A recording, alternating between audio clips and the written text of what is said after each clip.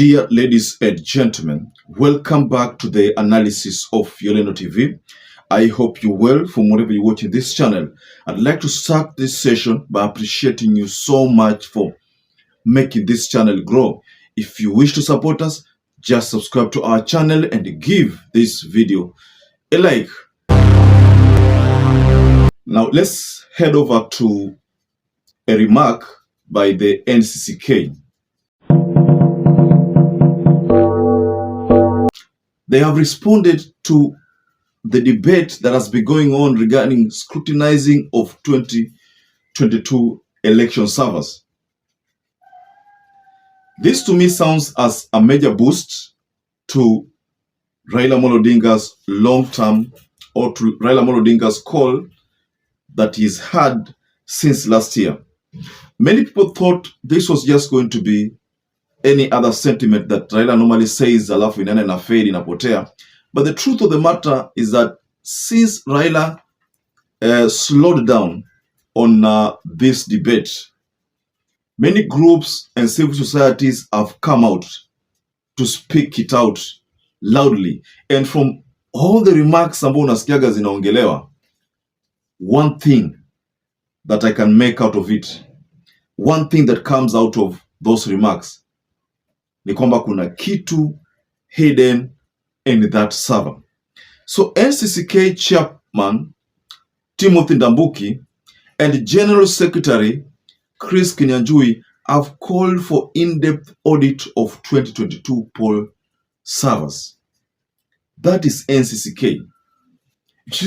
You know, this sounds funny because most of UDA's expectation would have been churches ziseme kwamba hiyo story ni ya kitambo, tuachane nayo, because many people still believed that the UDA government was formed by the support of churches. Of course, that cannot be far from the truth. The churches were hoodwinked into believing that UDA would be ile government ambayo ni kama Jerusalem. That's what they thought. But you've realized that lately, some of these church leaders have been keeping their distance, have been trying to refrain from that overindulgence in the affairs of the government. I think this is informed by some of those policies which the government have been supporting. And I'm talking about policies like LGBTQ, allowing LGBTQ, and the government not coming out loud and clear to oppose that move.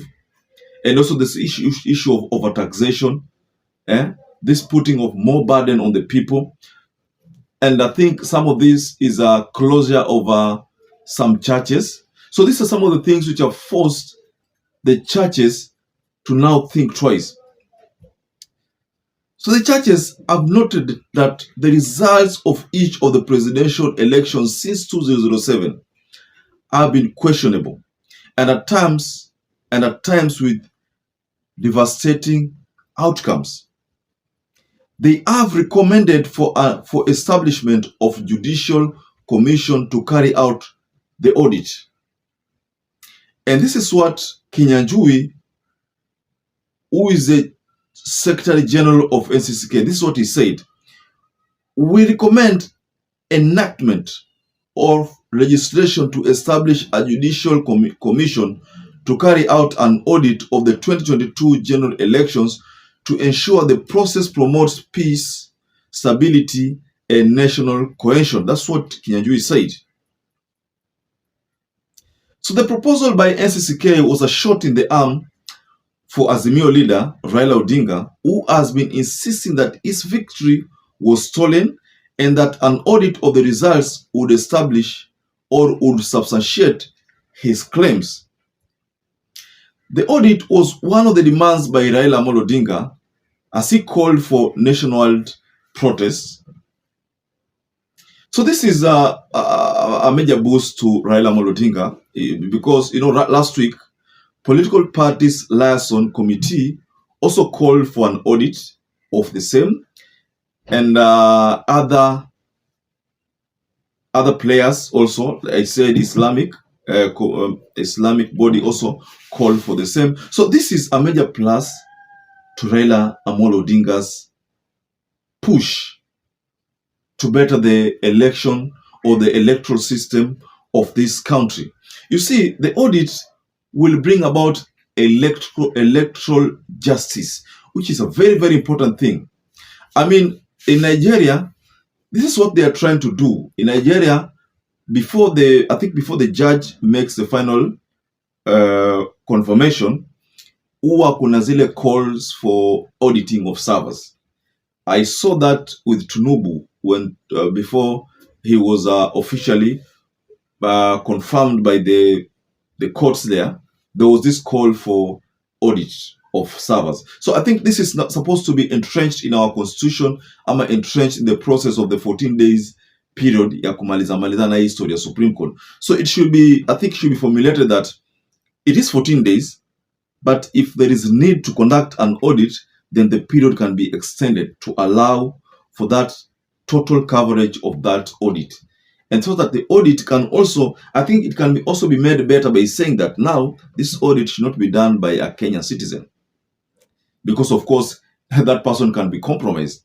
But again, if we allow the audit to be done by the US, what if the US forces an audit to the results to be on one side to favor the person they wish to? I think the AU can play a very important role here in making sure that this audit is goes to conform with the needed results.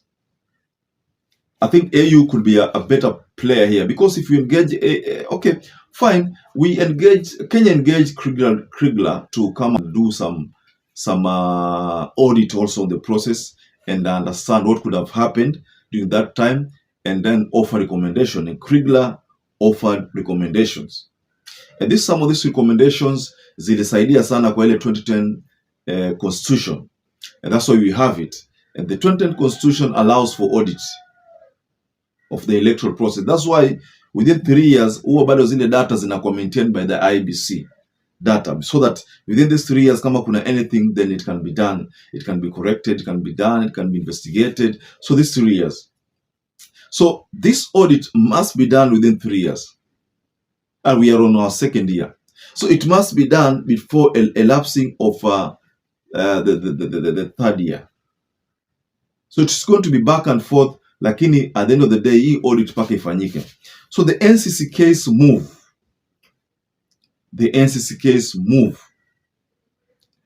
is one that is going in line with what Raila Amolo Odinga said. Mimi, in another term, I can say kanisa saizi imejaribu kuamka, though it is too late. If they campaigned for a regime that they themselves are now beginning to doubt, then they are the ones to be blamed. Because there's an article I read somewhere which was talking about how William Ruto successfully convinced the churches to rally behind UDA. And he told the churches that serikali itakuwa ni yenu. So if serikali itakuwa ni yao, that would mean the expectation is that anything they say, the government should listen carefully and probably think about how they can implement, because whatever they say will be representing the people. The churches will, despite the fact that in the previous 5 years, the churches represented their own interests. But now it is high time that they redeem their name. For them to redeem their name, they must represent the people. Archbishop Gitonga represented the government during Labor Day when he made that prayer. A prayer which most people thought was a mockery prayer. And actually it was a mockery prayer, because if you look at the words which are coming out from the Archbishop mwenyewe, unapata kwamba he was telling Raila Amolo Odinga kwamba amezeeka.